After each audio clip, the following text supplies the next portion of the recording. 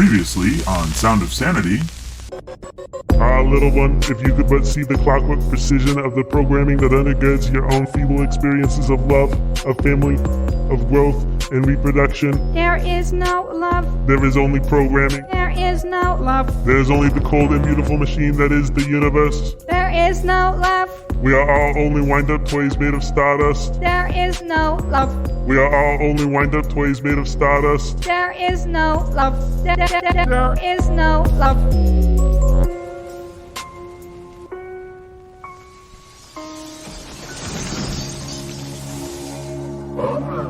Hello, Radiohead. I have missed you. Bleep bloop. Dot E, she has returned. Be still, my spinning processor.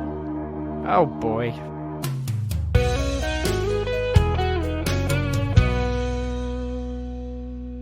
You are now listening to the Sound of Sanity.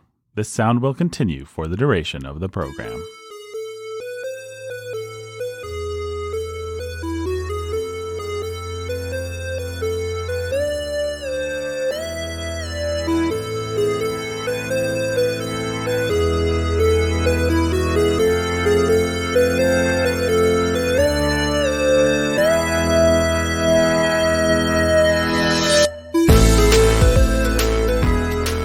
Hey everybody, welcome to Sound of Sanity. My name is Nathan, your humble and obedient host, and right over there, we've got Benjamin Solzer, your proud and rebellious producer on the show. Proud and loud. That's Proud what we and call loud. me. You are proud and you are loud. I am. No, Ben, you're meek and speak at a normal volume most of the time. I yell when I'm in my car sometimes, but no one hears me. Are you really yelling then? If no one hears you? Maybe not, Nathan. The age-old philosophic question. And we're here to ask it today on Right. Sound of Sanity. And speaking of age-old and philosophic, why don't you introduce our third person? His name is Jake Menzel. He's a pastor. He's part of the show. Hi, Jake. Hey, Ben. How are you? I'm okay. Just happy to be here. We are going to follow up our classic episodes, and I say that non-ironically because these episodes were popular. The top 5 ways to get a man, top 7 ways. What we've discovered is that relationships and listicles go together well on Sound of Sanity. And so we are bringing the listicle wisdom today, relationship-wise, as we talk about the top 6 ways to fight with your spouse. That's right. We're talking about marital conflict today. And we are going to give you 6 ways to do it well, which is something that you have to do. Well, actually, let's talk about that, because it turns out our number 1 piece of advice for fighting with your spouse is fight with your spouse! Hey, everybody. Welcome to the first point in our 6 points. My name is Nathan. That's Ben. That's Jake. I'm here. Hey, And we're still here. We are still here. the number 1 point in how to fight with your spouse is fight with your spouse! Have conflict. Nathan, everyone knows conflict is bad. Oh, no. The devil's up because the alarm is no! still The alarm didn't even go off. The alarm didn't even see it coming, man. Yeah. It's just such an obvious, in-your-face point. Every Christian knows conflict is bad. If there's conflict, that's a sign you're a sinner. Well, blessed are the Either peacemakers. that, or it's a sign that you have a relationship with somebody that is anything approximating real. Conflict is real and necessary in any relationship between 2 people who are different, much less 2 sinners who are different from each other. And guess what? No 2 people are not on fire, and no 2 people are alike, and all 2 people and everyone after them are sinners. So conflict is real, and the question is only, are you going to actually deal with the conflict and work through it? Or are you going to let it build up and blow up down the line? Or are you just going to shut down and have no relationship whatsoever and make your peace and go your separate ways? And then lie to yourself that you're not having any conflict. Right. So you're either lying to yourself about the conflict by either suppressing it and it's going to explode, or just living in enough denial of it, carving out separate space for each other to not have any real relationship. Or you're committed to having a relationship and therefore committed to working through the conflict, which means there will be fights, there will be tension that has to be dealt with. And so the very first thing we want to say is, if you want to have a real relationship, if you want to have real intimacy with one another, conflict is not optional conflict is necessary, not just to have, but to actually engage with. And sorry if you're a conflict averse person, you've got to suck it up and deal with it one way or another. And it doesn't have to look the same in every relationship, but it's got to be done. When I married my wife, I knew, of course, that you're supposed to have conflict. But what I didn't realize is how many times, like I knew like she'd have an opinion and I'd have an opinion and we'd need to clash it out. Like I could picture the obvious conflict. But what I didn't realize is how often we would actually both not really feel like having conflict. We would both just be like emotionally not there for it. It wouldn't come naturally, but there would just be these underlying currents of tension about something. The bad, immature version of it is you find an excuse to have a fight so you that left you the can. socks out, your socks in the floor. Yeah, we had one not too long ago. We were at youth group and we help out with the church youth group, and I ate an ice cream sandwich, one of the ice cream sandwiches, and she was like glowering at me, and I was like, "What's the problem?" And then we got in the car, and she was like, "Why did you eat that ice cream sandwich? I thought we were doing this diet." And I was like, "Oh, it's just one ice cream sandwich, and technically it's part of the diet, and why does this matter?" And we went round and around and around for like 20 minutes about this ice cream sandwich. And finally I said, like, "What is the deal? Why are we fighting?" And she said, "It's because you haven't given me a comprehensive plan for us moving to Evansville."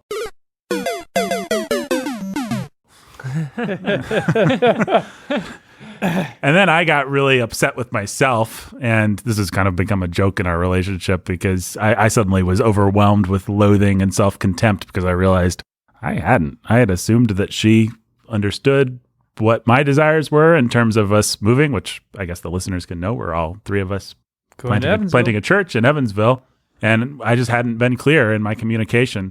So I got really upset and said, "I'm the worst. I should put my head down a garbage disposal." And you should flip the switch, honey. With the rest of those ice cream sandwiches.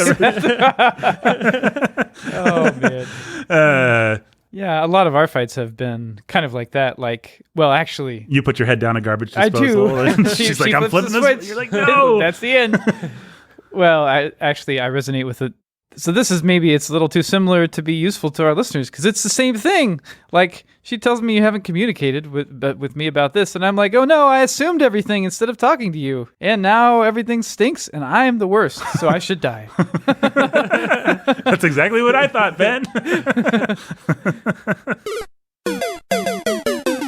But I only bring that up as a semi-funny example of we'd probably had tension for a week at that point, and we needed the ice cream sandwich to just break this thing open because we needed to have a fight. And it wasn't even that we needed to have a fight. It's just that we needed to clarify how we felt and what we were doing. And it fascinates me how much of your work in marriage is just doing things like that. We will need to fight about ice cream sandwiches so that we can get to figuring out our entire approach to the next years of our lives. Those are the socks on the floor, but that's not really the socks on the floor. It's like you don't respect me or whatever it is.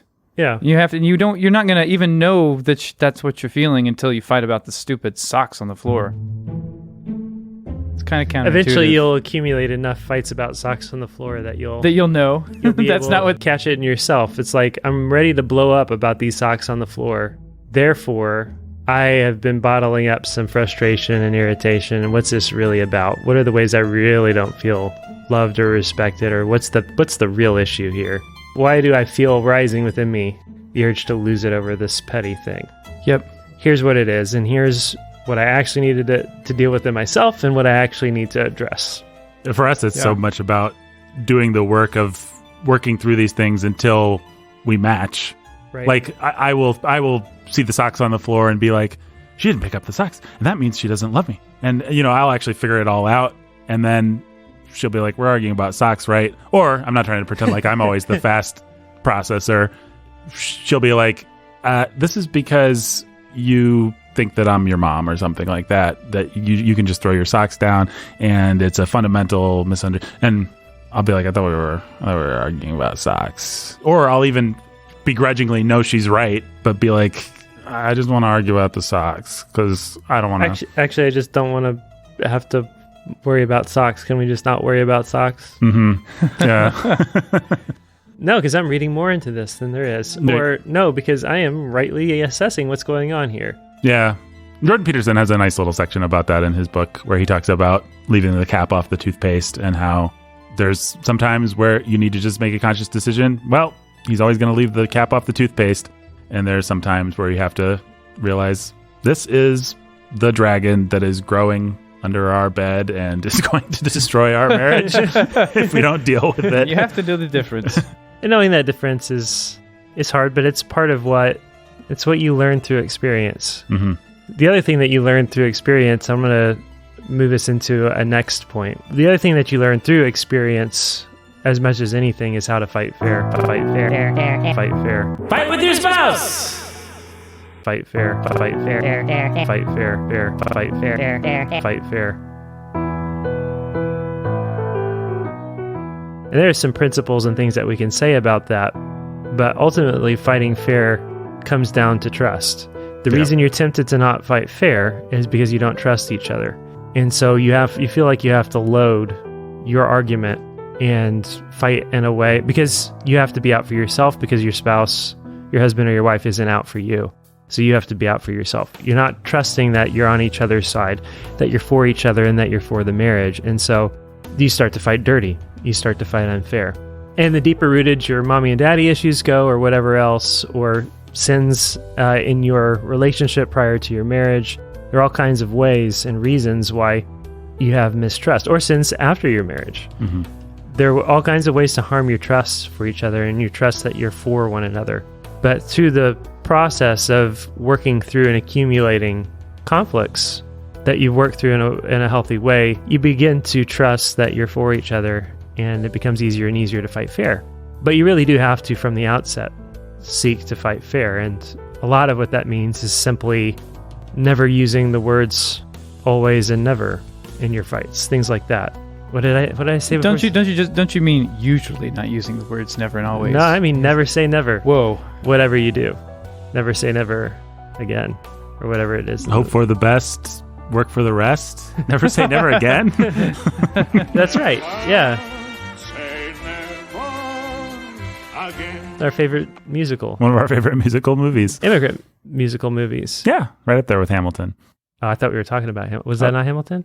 Well, yeah, there is the part where Hamilton goes to the Statue of Liberty, which is built at that time, pigeon and a pigeon teaches him the value of working hard and never saying never. Oh, okay, yeah, that's what I was talking about. Mm-hmm. Of course, Hamilton's famed love of cheese gets him over here in the first place.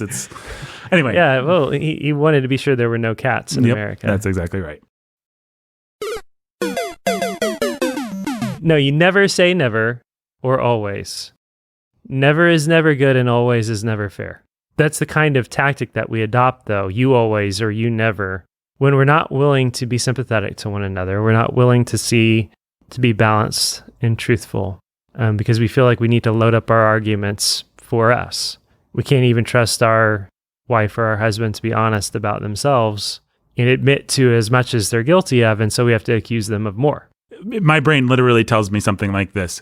If I let her tell me that it's unkind for me to leave my socks on the floor, if I let her have that one, then that's the end of my authority in the marriage. I'm glad I've never had any thoughts like that. Like, if I don't assert myself here, and so I tend to resort to drastic language when I'm talking to her, I'm not trusting in her goodwill, and it's not because it's not there. She does have goodwill, but I'm not in that crazy, insane, psychologically damaged moment. I'm not assuming that it's there like I should. I'm assuming if I let her have an inch, then obviously she's going to take the mile, and then I'm in big trouble. So I can't ever let her have an inch. Right. And so how dare you do this? You can never do this. This is always a problem. And then that feeds the mistrust, and it feeds actually, it ends up creating, if you're not careful, the very thing that you are out to prevent, right? Because what you're teaching her is that I can't get an inch. If ever I get an inch, I better take the mile because he won't let me have an inch. And I can't trust him to give an inch. If I'm going to come with an argument, it better be for a mile because the most I'm ever going to get out of this skinflint is an inch. Exactly. So. Yep. And you're teaching her to shut down a lot of things that she would normally tell you and be helpful to you in. And she won't be able to talk to you about things that you will want to know. Yeah, so you have to trust that you're for each other, and that does come with just time and working through these things in a healthy way and being soft and repentant, willing to acknowledge where you're wrong. Mm-hmm. The other thing that you can do in those situations is, and I know that people out there are going to feel like this is soft and lame, but the difference between you always and it feels like you always is a big difference. But it feels like you always, at the very least, acknowledges my perspective on this may not be 100% accurate, but I do need you to take seriously this feeling that I have. I feel like we've broken open Yeah. a million arguments that way. It takes us like 3 hours to get here, but then we'll say, I know this isn't true. I know the thing I've been saying for the last 3 hours isn't true, but understand that It feels I true. feel this way. It feels like you want to condemn me for being the world's worst husband because I put the socks on the floor, when in fact, it's just socks. That gets us somewhere. The reason that feels like a weak or a soft thing to do is because it feels like you're giving up objectivity and you're turning it into a subjective thing about your feelings. When sometimes what you need to do is deal with the objective issue of the socks on the ground. But at the end of the day, what we're talking about is a relationship. Yeah. And what that means is, as much as anything, is you're talking about your subjective perceptions on an issue that neither of you may necessarily be clear about or have the full perspective on, because you hardly know yourself. Well, and so I think what Much less than the other person. what's actually happening there is you can't be objective about the facts because you're too wrapped up in the emotions. The one thing that you can actually be objective about in some is fights the emotions. is the emotions. Exactly right. Objectively, I know that I subjectively feel this way. So if we need a foothold, a place to start, that is objective. that's often This is the most objective thing that I can say right now, or that we can all agree on. I objectively feel like this is true. and it objectively makes you feel this way, or maybe you objectively feel a different way. Let's put those together. And then we can work on We can that. start to build off of that foundation a little bit. And maybe that will give us insight into the objective reality of why the stupid socks are on the floor. Right. And objectively, what to do. And knowing the emotions, I mean, sometimes we could posit a reality where, objectively speaking, Nathan's not being selfish. It makes sense for him to put his socks on the floor. But if we add to that the objective truth that Meredith feels like garbage when Nathan puts his socks on the floor, then it's like, maybe Nathan should put his socks on the floor simply because it makes her feel that way. Yeah, that's right. You have to deal with other people's emotional reality, even if their emotional reality isn't like fair. Yeah. But at the very least, let's get it on the table. Let's have all those things in the pot as we discuss this. Yeah, and then there's a time and a place to make decisions in your relationship where you're simply going to tell the other person that they need to tell their feelings no. There's a time and place to be accommodating to your wife or your husband's feelings. And there's a time to say, your feelings about all of this are wrong. Therefore, because this is connected to so many other things, instead of bending to your feelings, you're going to bend your feelings to the objective truth that I'm telling you.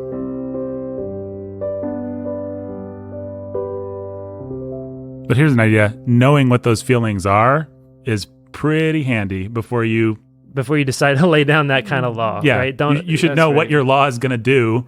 Right. As opposed to, I mean, I think it's hard for me not to just talk to the men here, but I think it's easy for us in the authoritative position to just make sweeping pronouncements without thinking about how they're going to feel. And it's like sometimes you should make sweeping pronouncements. Sometimes you should lay down the law, but you should always know what the cost is and how she's going to feel about it. And it helps if those things are clearly articulated. In the ways it's going to be hard. Was there anything else we want to say about point number 2, which is fight fair, fight fair. No, I think it leads directly into point 3, though. Which is know your role. Fight with your spouse. Fight fair. Know your role. Knowing your place in the relationship, as we're talking about marriage, so as the husband and therefore as the head and the authority, the leader, the responsible party, or the wife who's in the subordinate position beneath her husband, really matters both in the way you engage in conflict. And if I may be a bald-faced pragmatist, it matters how you win. right. People want so much to deny this in marital relationships. So it may be simplest to pull this into a different context and then apply it to marriage. Yeah. Move to any other relationship of authority, whether it's a boss and an employee, or whether it's a parent and a child, which is not to say that the relationship between a husband and wife is one-to-one with the parent and a child, or a boss or whatever. One of the directions I was tempted to go in is civil authority and citizen. All of us recognize that our civil authorities do better when they make us feel like they hear us, they understand us, they have heard what we think is good, and they're acting not necessarily because we don't live in a democracy, we live in a republic where we've elected representatives to make what they think are the best decisions on our behalf.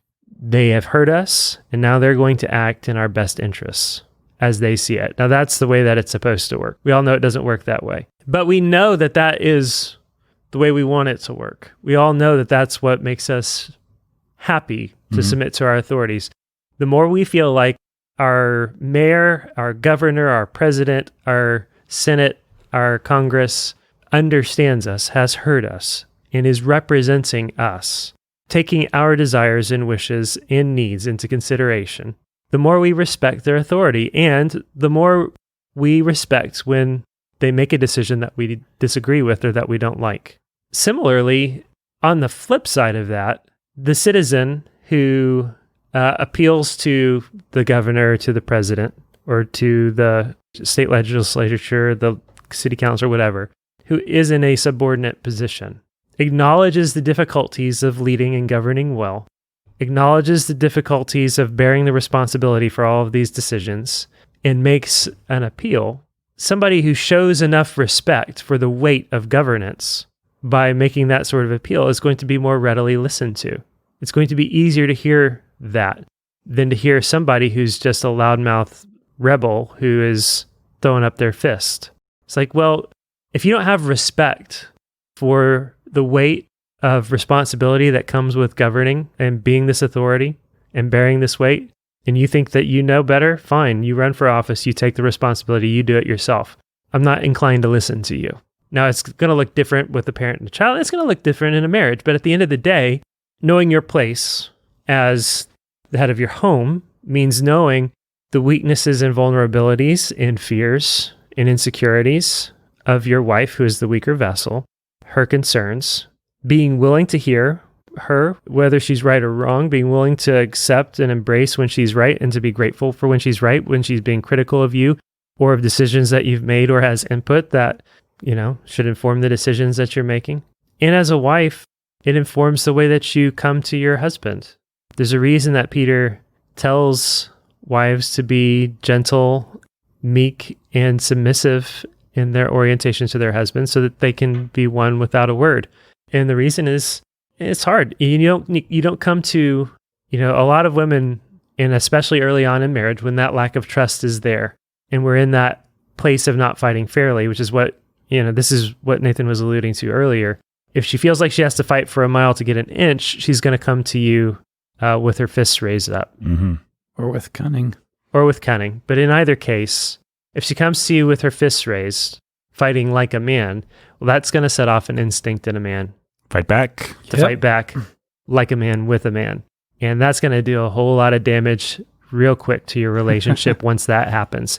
Wife, if you come as a man, ready to fight like a man, one, don't be surprised if you punch, if he punches back. And then husband, don't be surprised if you punch back that you have broken something that is going to take a long time to heal. You actually have to acknowledge the fundamental realities of what it means to be a man and what it means to be a woman, and how that informs how we come to each other in these types of conflicts. Which doesn't mean that there's not a place for a wife to have sharp or hard words for her husband. It just means that you have to simply acknowledge as you come or as you engage that you're dealing with a man or you're dealing with a woman. And you're dealing with a woman as a man and you're dealing with a man as a woman. I just want to tag on and appeal to people's baser instincts and just say, if you want to win, like especially for a woman, if you come with your fists raised, you're going to have so much less chance of getting what you want than if you're like real sweet and you cuddle up on the couch, it's really hard for a guy to say no to whatever. And there's a way to use that Yeah, that's that's right. manipulative. I'm not saying That's be right. manipulative. Don't hear That's what right. I'm not saying. But that's absolutely true. Oftentimes, a wife's best weapon are tears. Oftentimes, a wife's best tool to manipulate her husband are tears. But often, the sincere tears or weakness of a man's wife is all it takes is to melt a man's heart on an issue that he's been a stubborn jerk about. If a lady's just sweet and says, this is why I'm scared about this thing, as opposed to letting that fear turn her into a raging harpy, I mean, man, it's hard to say no to that. Yeah, if you're going to be an accusatory nag, good luck. An accusatory nag who's blaming her husband for all her problems, who's blaming her husband, who's complaining constantly about the kids or whatever else, her life, how much her life sucks and how much it's her husband's responsibility to deal with it. Good luck getting that husband to care. That's not how this works. Okay, I've had a hard day too. I have responsibilities and weights in my job that I don't bring home and I don't lay them all on you. Why are you laying all this on me? Like, what? It's my responsibility to carry all of this weight that you don't know about, all the responsibility for this household, and plus you're miserable and you don't want to discipline the kids. And so that's my fault too. Yeah, good luck. Good luck getting that to go over well. That's not how this works. You have to acknowledge the reality of your husband's life and acknowledge your place in the problems that you have. And the inverse of that's also true. Like, you know, the husband that selfishly says, well, I've got the weight of all my problems at work and therefore I don't have time for your Right. emotional problems or whatever, or difficulties, so don't bother bringing them to me. Don't bother telling me your fears and your concerns and your complaints and your difficulties, and because I'm not going to help you with them. That's a jerk too. So it goes both ways. But when you recognize your role and you get out of your own head and recognize what you're dealing with in your wife or your husband, then you can begin to, build on that trust, deal with your conflict well, and actually make progress. And it should be when one of you wins, you both win. But it might not feel that way. Yeah, it rarely feels that way in the moment, but with In a good marriage, perspective, it often always does feels that way. later. Yeah. Yeah, Right. and it often does feel like once you've worked through and broken through, it often actually does feel like a mutual Yes, win. that is true. Because now the intimacy's there and it's sweet, and now we understand each other better, and now we realize, hey, we're actually for each other, and isn't that a sweet thing? Because the biggest fear there is always like, I have to be up for me in this, and we're not on the, oh no, we actually are and can be for each other here. Mm-hmm. And what a weight removed off, what a weight that falls off the shoulders when that happens, when you have that. The other thing that I think is worth saying about roles is it's complicated for a husband because your role, you sort of have a third role. Like there's your side of the argument, there's your wife's side of the argument, and then you're kind of arbitrating the Right. argument because you're the head the of the judge. home, you're the judge. Yep. You're the judge, and you're either the counsel for the prosecution or the defense at the same time. And so it's actually your job to catch yourself when you're saying something unfair or when you're being mean or when you're fighting Yep. back. It's your job to rebuke her like, hey, It's your job to hear when she catches you and raises an objection to sustain the to objection. sustain. It's also your job to, what's the opposite of sustain?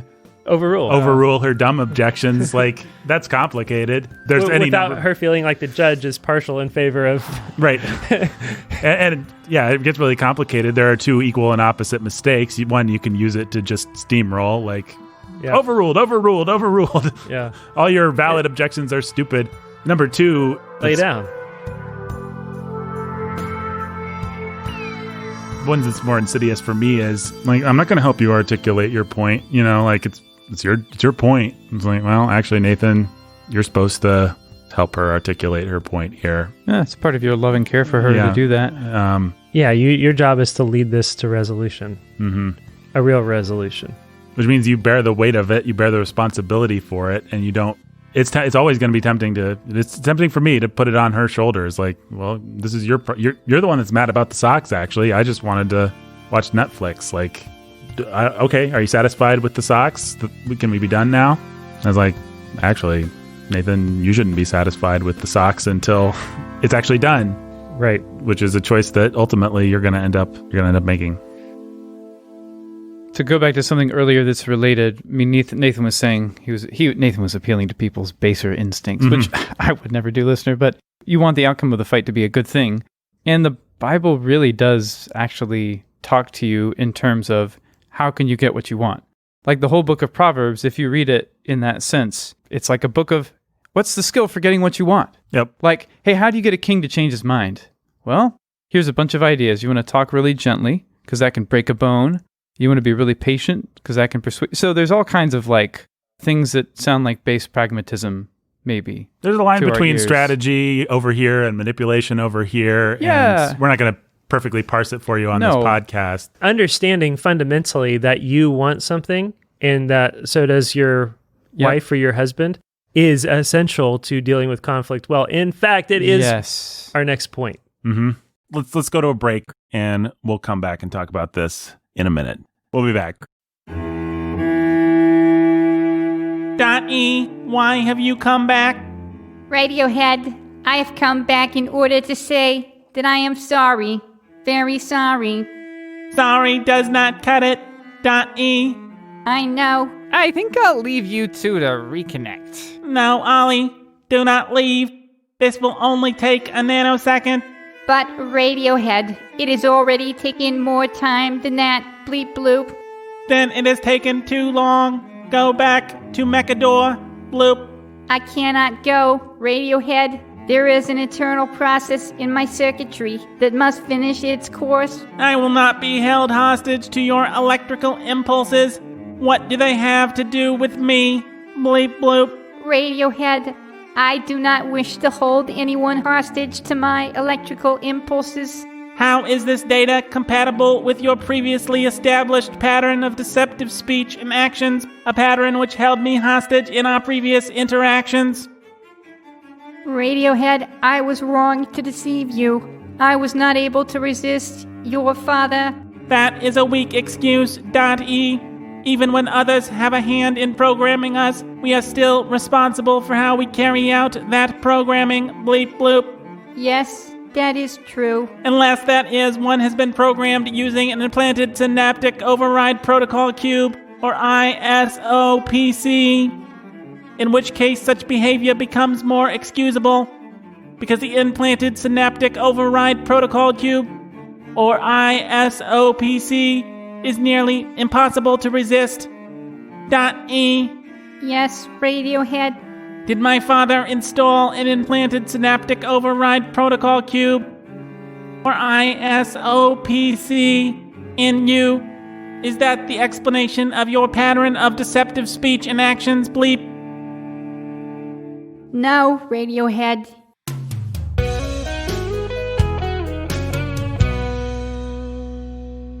Fight with your spouse! Fight fair.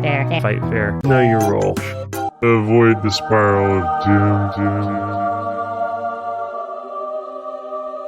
Our next point, to avoid the spiral of doom. So part of this is understanding what you want, not just immediately in the moment, but also on the most fundamental levels. At the end of the day, what you want is to be, as a husband, respected by your wife. And what you want as a wife is to feel loved by your husband. And that's part of why Scripture commands husbands to love their wives and be tender with them. Part of why Scripture commands wives to submit to their husbands and to show them all honor and respect. And it's more than that. It's not just what we want. It's about how God made us. But understanding that really, at the end of the day, is I want to feel respected as the head of this home, as someone under authority who feels vulnerable. I need to feel loved and cared for by this authority who has power to hurt me or to help me. Understanding that is fundamental to understanding how to engage in conflict, how to deal with each other, and how to break what I called the spiral of doom. And Nathan has told me and insisted on telling me that it's called something else in a book called Love and Respect. Well, I just don't want people to think that Jake is stealing from Love and Respect because his shtick sounds kind of similar to theirs, but I think it's because it's a fundamental principle of human existence and they both arrived at it. Yeah. So if you've read Love and Respect, it has the thing about, I think he calls it the crazy cycle. Okay. Jake calls it the spiral of doom, which, by the way, Jake's title, way cooler. Thanks. I appreciate that. It's basically this, it really comes down to something this simple. I want to feel respected. The more as the authority in this relationship, as the husband, I feel respected, the easier it's going to be, and the more inclined I'm going to be loving and tender, because they go hand in hand. And the less I feel respected, the less inclined I'm going to be naturally to be loving and tender. We already talked about this earlier in our example of civil government, right? Yep. Okay, I don't feel respected, and so I'm less inclined to be loving and tender. She feels less love and tenderness. She is less inclined to be respectful. I feel, and it becomes a feedback loop. I feel even less respected, so I'm more harsh and less tender. She feels less love. She becomes less respectful. And the next thing you know, we've spiraled out of control into sleeping in different beds or sleeping in other people's beds or whatever else, because someone else over there makes me feel respected or loved. The Bible's prescription for this is simple commands. The Bible commands the husband to love his wife. And he does not say, love your wife if you feel respected, or to the degree to which you feel she respects you. It simply says, love your wife. It's God's command to you. It is not dependent on or contingent upon her respect for you. And similarly, honor and respect and submit to your husband. Does not matter the degree to which you feel he loves you. It's God's command to you. And what we have to realize is we have to see and understand our own desires and what we want. We have to see and understand our wife or our husband's desires. And then we also need to just come back to God's simple commands to us. And we need to be able to break the cycle and say to ourselves, it does not matter. God does not care. He's not told me that I should care about how well I feel loved or how well I feel respected by my wife. The command is to love her and care for her. And so I feel my responsibility to break my part in this cycle, in this spiral of doom. Whereas the wife, it does not matter. I have to do my part to break the spiral of doom here and obey God. And often when one of you takes that step of faith, it really does break the cycle and break everything open. And sometimes it doesn't. Sometimes it doesn't. Sometimes there's the wife who's married the fool. She respects her husband. He simply uses that to take further advantage of her, and it leads to horrible places. The Bible gives remedies for that kind of situation. That's not what we're talking about. Well, by the way, as I heard in a great sermon preached by one pastor, Jacob Menzel, not too long ago, the Father God every day sends rain and oxygen and food to people who are in wicked rebellion, who revile his name, who actively hate him, who seek out to thwart his will. If you don't have the humility to love someone who doesn't love you, to take the first step, then you're not sons of your Father who's in heaven. Because what Jesus says there is so that you may be sons of your Father who are in who's in heaven. That's from the Sermon on the Mount. Yeah. What I want to say, born of painful personal experience, is that you can't have what you want, which is, as a man, which is respect, if you're not willing to know what you want on a smaller level and talk about it and have fights about it. I think I started this by talking about both the cosmic and the particular, but then I've spent all my time talking about the cosmic. Right. Yeah. But yeah, you need to know too then what you want with respect to the socks. Yeah. How much do the socks mean to you? How much do the socks mean to her? These are important questions. Some couples could care less about the socks. Some wives could care less about, I pick up his underwear. That's just my job. Some wives might be really offended by that. But everyone has something they care about. Like, whatever your socks are, listener, find those socks. Yeah, find the socks. Find those socks and fight about those socks. Well, that is one of the primary ways I've had to learn to love my wife, and it's completely unintuitive for me. I don't know why. But learning to be clear has just been one of the hard things about being married for me. She actually told me one time, she said these words. These words came out of her mouth. Because I was just like, I don't know, honey. And she could tell I did know what I wanted, but I was just I was trying to be nice. I was trying to be loving and not tell her what I wanted. And it's up to you. And she just said, I'm really frustrated right now because I really want to please you and I don't know what you want. And that's driving me nuts. Would you just tell me what you want? Because that would make me the most happy. And by the way, do me the dignity of assuming that if I disagree, I'm not going to be steamrolled. Like, you could tell me and I could say, oh, I don't like that. And then we can talk about it. Like, I'm not some little wilting flower that you have to protect from your actual opinions about whether you'd like the socks. Let's just start with, Nathan would really like to put his socks on the floor. He thinks that's his right as a husband. And Meredith can handle that, probably. She could not like that and submit to that. She could also come back and say, that seems really selfish. Like, let's give her the dignity of letting her be a human being, right? That actually deserves to know what Nathan thinks and what Nathan wants. That is, especially as the person in the subordinate role whose job is to be my helpmate, it's really helpful if she knows what I want. Well, yeah, and then has respect for that, right? You were saying certain things are, some families care about the socks, some families don't.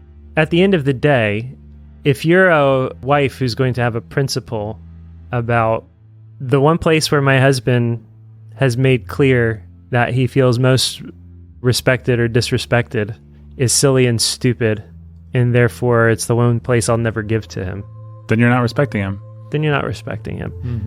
And if there's a place where it's the one place where it's just deep down visceral where and how your wife really feels loved or unloved, and you make a principle out of never giving her that one thing, you don't love your wife.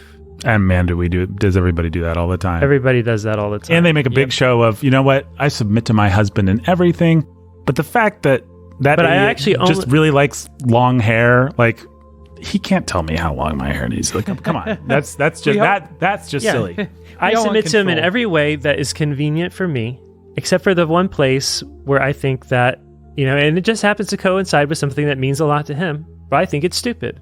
And there's where I'm going to put my foot down. That's where I'm going to refuse to accept or embrace his rule over this house. And vice versa. I love my wife in every way, except for picking up the socks, which is what would actually make her feel loved. Exactly. But I sure do get her a bunch of flowers that she doesn't care about. Exactly. All right, so now we've moved into talking about love languages, which isn't on our list, but we should stay there for a minute, right? Because the fact is, the whole love languages crap. Really handy. It's not crap. It's really handy, and it's really helpful. The ways that I feel love, show love, may not register all that high with my wife. And the ways that she shows love may not register all that high with me. My wife it's service is her love language. She loves to serve, and, whether that's putting a lot of time into baking something really great or making a really neat craft. Turns out, I don't really care for baked goods all that much. It's a travesty. I will readily admit that in this respect, I am a bad match for my wife. I have one of the best bakers I know, maybe the best baker I know for a wife, and I don't care about her baked goods because I don't care about baked goods. And she would make a whole lot of other husbands a whole lot happier with her baked goods than me, and drive a lot more satisfaction out of that gift that she could give. But she married the wrong guy. Sucks to be her. It's funny how that happens. We have to find ways to bend toward each other when our love languages don't match up. Meredith is a gift giver. That's about as obvious as anything ever, right? If you've known Meredith for a minute, then she's probably given you like 9 things. And imagine this. She married somebody who could care less about. Meanwhile, Nathan operates verbally on like words of affirmation and likes to give words of affirmation. And likes to hear himself say things that are very poetic and like, and so that's his love language, is talking to himself. His love language is brilliance. Wow. Well, I mean, I don't know how many times in our marriage I've literally got done giving a speech and been like, and if you were anyone else, I would be killing with this speech. This is a great speech. Now here's the flowers I picked up at the gas station on the way home. No! I mean, it's funny. I mean, we have to have a sense of humor about it. And it feels like God has a sense of humor in who he puts together. It's just like, you have to learn to love people the way that they feel loved, not the way that you feel loved. Yeah, and it's hard. Yeah. In some ways, it's the hardest thing about relationships because so many of these things can run in line with your intuitions. But if you've married someone who does not share your love language, you have to learn to run counterintuitively all the time. That's such an uphill fighting upstream battle. It is so hard to learn to run uphill, to learn to run upstream, to learn to run counterintuitive. When all your life, your intuition is always, I know what makes me feel loved, and therefore I know how to show love to people when they need to feel loved. Well, when that doesn't work, when your instinct, when your intuition is just fundamentally wrong because you're just simply dealing with somebody who is other, that's hard. That's challenging. That can be frustrating. And I think that's the reason that book is so successful, because that's where a lot of relationships and marriages break down, is people simply refuse or are incapable or need a lot of help understanding that they're just talking past each other here. I just think for me, hope lies, this is going to sound so weird and counterintuitive maybe, but hope lies in dry mechanics. Like, okay, there's that painful early part where you have to figure out what the person's love language is, but then it's like, all right, time is her thing. That means I should have a reminder on my phone that I need to stop working at this time. I need to go and I need to be there, and I won't be the perfect giver of time, and I will end up looking at my phone too often, and I will this and I will that. But at least I will have set aside an hour of dedicated her time. Okay, gifts are his thing. Okay, I mean, you said something about reminders on your phone. I'm just going to keep using that. I will set a reminder on my phone. It says her birthday is such and such. I need to get a gift. Actually, I need to get 5. And they need to be meaningful gifts and not just gifts that I think are practical or nice.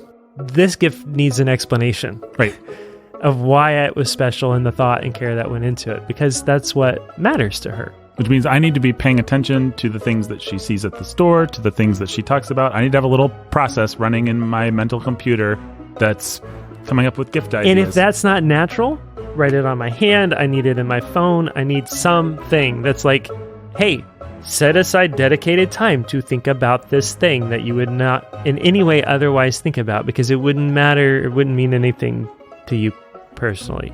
Intuition can just take a long walk in the sticks. Like, yeah, right. No kidding. You just have to do the thing. You have to figure out what the thing is, and then you got to be willing to work. Yeah, and that's the part. That's why it's hard. It's because it takes work. But that is the thing that in a simultaneously gives me hope, because it's you like can actually work. I can work. I can't necessarily make myself feel great about giving a gift. I don't know whether that part will ever change. I may never experience the love language in the same way that she does, but I sure can set a reminder on my phone. Like when it's gamified, when it's brought down to the level of just doing a thing, I was like, okay, by God's grace, I can do that. I can figure out ways to do that. I can solve that problem. If I tell myself, oh, I have to be more sensitive of her, it's like, okay, I don't know how to do that. I don't know how to take that vague abstraction and make it into a new virtue. But if the virtue is to actually do a set of practical things, failingly, sinfully, by God's grace, I can do that. We talk about this sort of thing even when we talk about things like sanctification, right? Yeah, we say this all the time in different ways. Is it faith to think that we need to just have innate inside of us the right disciplines in our life? Or is it faith to say, I'm going to set up disciplines in my life that are practical and pragmatic and that help me be obedient to God? Well, it's the same sort of thing. I will set up the practical, pragmatic thing I need to do because I love my wife and I want her to feel loved. And it's not natural to me to love her in this particular way. And because by God's grace, I have the faith that if I do this pragmatic thing that doesn't feel like anything, God will bless it because he called me to love her. I think a lot of us have sensed that if it doesn't flow naturally from me, especially towards God, but also towards other people, it's not love, it's not valid, it's not genuine. Where do we get that? I mean, maybe this is another Sound of Sanity episode, but I feel like it's a lot of Sound of Sanity episodes, actually. I guess it is in that sense. But the question, like, where does this come from? Is it pietism? Is it just in the air of America?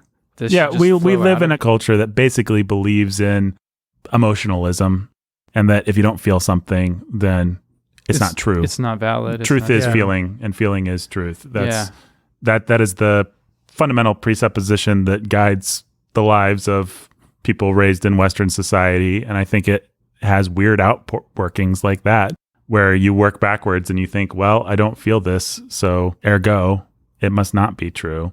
Yeah, and I'm a horrible person. and ergo I'm a horrible person. Yeah. And it's like, actually, feelings don't matter half the time. And you are a horrible person. Yeah, yeah, actually, you are a horrible person. And actually, you have to train your feelings. Like, Welcome to the human race. So it's not that these things don't become intuitions over time. It's not that God will never change your heart. It's just that it's a chicken and egg kind of thing. And you don't say, well, unless I have a chicken, I'll never lay an egg.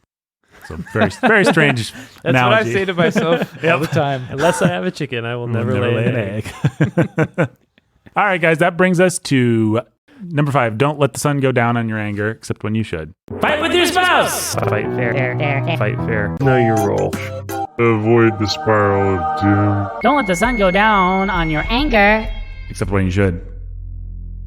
You know, maybe we should have put that up at the top with just have conflict, because what we're talking about is keeping short accounts with each other and actually committing to working through things. You don't want to sit on something if you're feeling it for days and days. You don't want to sit on it. You don't want to let it fester. You don't want to let it turn into bitterness. You want to deal with it. And if you have conflicts that you don't fight out, they metastasize and turn into relationship killers. I mean, that's just... Yeah. I think we all know that on some big picture level, but then the conflict comes along and we've had a long day and we don't want to talk about it, or we think it'll just go away. And then you need to realize that what you're choosing is you are choosing the death of your relationship by bits and degrees, piece by piece, by choosing to not deal with that conflict. You're saying no to intimacy, you're saying no to relational health, and you're saying no to this relationship and marriage, which doesn't mean that there aren't times that love doesn't cover a multitude of sins, right? Love covers a multitude of sins. Not absolutely everything in your marriage needs to be addressed, but there are those conflicts that you have a choice, and the choice is, am I going to let this fester, or are we going to deal with it and work through it? You have to choose to work through it, and you have to choose to work through it well, and you have to refuse to let the sun go down on your anger. You have to decide that you're going to work through things together because you're committed to the relationship more than you are committed to your immediate comfort or to whatever the principle is that you don't want to let go of and that you just want to stay angry about. We have often gotten into trouble in our marriage because we have... And by the way, folks, Meredith vets all these things. She's you're not going to hear anything that she's not okay, in case you were uncomfortable about that. We've gotten into trouble because we come up with very spiritual reasons for letting the sun go down on our anger every once in a while. You know, it'll be like, well, actually, it is petty of me to care about the socks, even though I'm really angry about the socks. And so love shall cover a multitude of that horrible person's sock sins. And we won't talk about it because love covers a multitude of sins. Like we'll do, I mean, we don't articulate it like idiots like that. But it'll be like, I don't want to be angry about this right now. So I'm just going to be really angry about this and not say anything. I will be the bigger person here. Yeah, I'm going to be the bigger person compared to you. The small, little tiny person, pathetic person. I don't know if anybody else out there can relate to that, but surely not. Surely not. Nah. There'll be very pious sounding reasons, not just from Meredith, from me, for not dealing with things. Or it'll even be like, you know what? Actually, objectively, the socks shouldn't matter that much, and so I would like to not make a big deal out of the socks. On the other hand, my feelings, for whatever reason, aren't letting this go. I think there is a time and a place for just saying your feelings are stupid and you need to get over it. There's also a time and a place for saying, you know what? You need to fight this out because you're not letting it go. You can't just sit on it and be angry about it. Like, okay, maybe the socks don't matter. You still need to talk about the socks because apparently they matter to you. Maybe the socks don't matter, but they indicate something bigger about your relationship because you obviously feel threatened by the fact that these socks keep landing on the floor. And we said, don't let the sun go down on your anger. We also said, except when you should. And all we mean by that is you need to be very careful to not take this one too literally. And I mean literally, like some problems you're not going to solve in a day. And there's a point at which you're so tired, you're so exhausted, you're so emotionally spent that you need to actually, it's more healthy to lay the argument down and come back and pick it up in the morning or the next day. There are times to push through, lots of times to push through. And I think for the most part, most people need to hear you need to push through because people are too willing to live with or paper over their conflicts. But there are certain people and certain relationships and certain times where you just need to be willing to say, hey, look, we haven't come to resolution here, but we're exhausted and we're spent and this isn't going anywhere. And I still love you and you still love me and we're going to work through this, but we both just need our sleep right now. Are you okay with that? Are we okay with that? Can we lay this down and trust that we're going to come back and finish this out? You do need to mostly argue yourselves into a place where you at least are able to look each other in the eye and say, we'll figure this out. Like, I think one of the litmus tests is if I have to go sleep on the couch, it means probably we're not done. We need to keep working a little bit. Yeah. But if we can sleep in the same bed, trust that we're not there yet, but okay. Yeah, that was a hard one for me to learn. Still is. I get really angsty about not resolving conflict but at a certain point you just can't resolve it because it's just like you're so spent. Well, and some of the most brutally awful mistakes we've made in our relationship have been when we've pushed past 3 a.m. or something, and then you just start saying stuff that doesn't even make sense, and it's just nasty. You can really hurt yourself and hurt the other person there. Yeah. And also some things just take longer than, like you were saying, 24 hours to process. Like, you don't get to the truth of everything quickly. Sometimes you'll think you're done, and then you'll come back a week later and be like, actually, I think we got to the wrong conclusion there.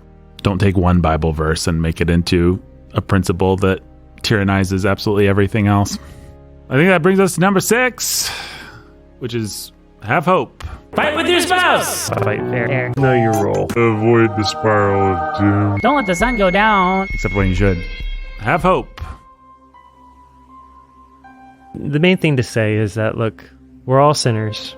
Relationships are hard. But by God's grace, we can grow, and we can grow in our love for one another and our trust for one another. And we can make it through some really difficult stuff by God's help.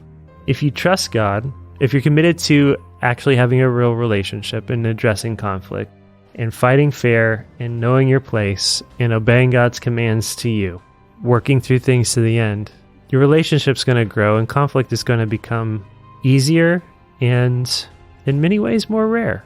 You're going to accumulate relational victories over time that's going to bear fruit down the line in your marriage and with your children and long term. But you got to have faith for the little things and the early things. And the more proactive you are and the more willing you are to have faith early on, the easier it's going to be down the line. Now, some people listening to this may be 10, 15, 20 years into a marriage where the whole first half of the marriage was spent avoiding conflict. And so now you've got some dragons living under the bed. Okay, so you fed the dragon and you've got a dragon. Well, now you've got to fight the dragon, and that's hard. Should be about one night of really difficult work, right, Jake? No, yeah, that's you just great. solve 10 years of problems in one cathartic fight. That sounds like a plan for the future. Let the next 10 years go by, man. That's really the way to do it. Once every 10 years. Yeah, have a that's knockdown, awesome. drag out. A knockdown, dragging out. Yeah, that's right, Ben. That's right. Point is, look, you're not going to solve 10 years of relational problems and mistrust and conflict avoidance in a day. But you can take steps and you can get help. And there are pastors and elders out there that are ready and willing to help you. So trust God, start the work, be in it for the long haul because you're committed to the relationship and you're committed to obeying God, and get the help that you need from people. God's arm's not so short that he can't restore the years that the locusts have eaten in your marriage, in your relationship. That's the sort of thing that he delights to do. God always, through conflict, I feel relegated by him, and that has been a blessing. Whatever psalm it is, there's a verse I always think of where God's telling us how it's going to go. I'm going to deliver you, and you're going to thank me. That's how this works. Yeah. And I love that. Anytime I think I got that principle sorted out, and next time I'm going to have the right kind of fight and have a good conscience, and then I don't, and then God delivers me. It turns out we need God's help.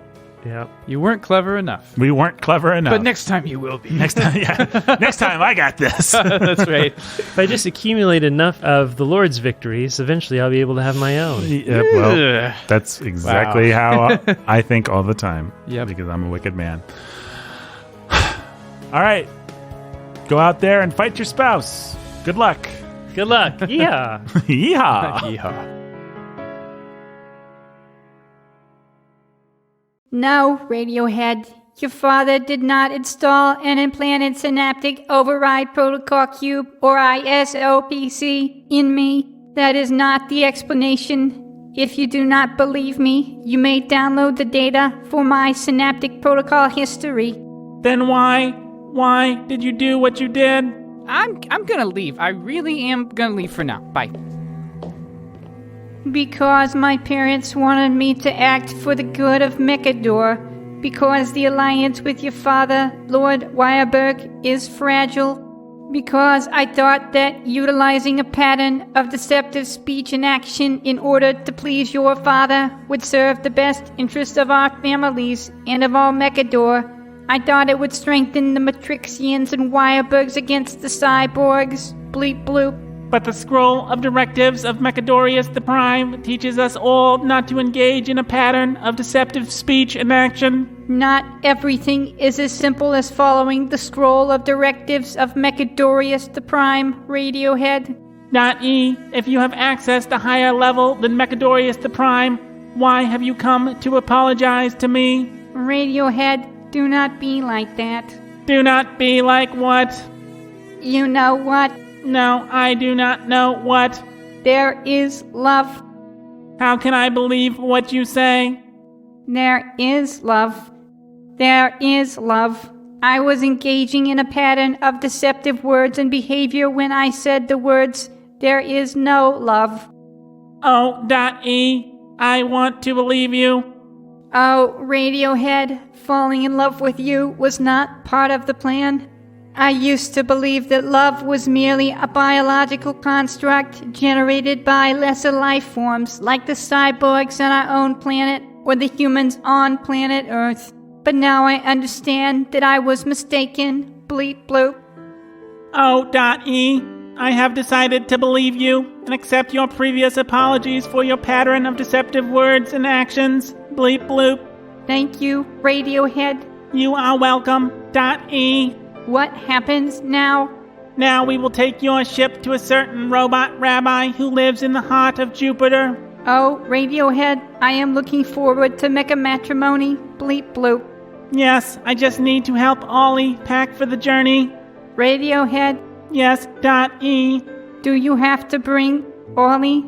We have had so little time together, just you and me.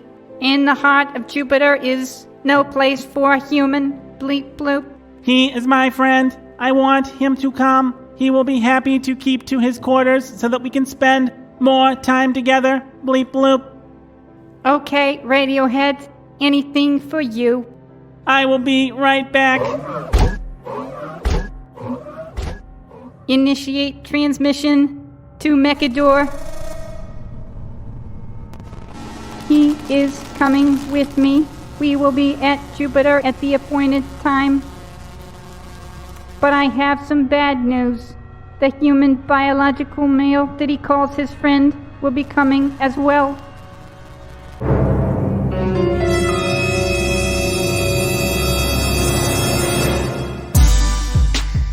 Sound of Sanity was produced by me, executive produced by Jake and me, associated produced by Benjamin Sulzer. Go to patreon.com/Sound of Sanity to join the fun behind the magical wall of bonus content there.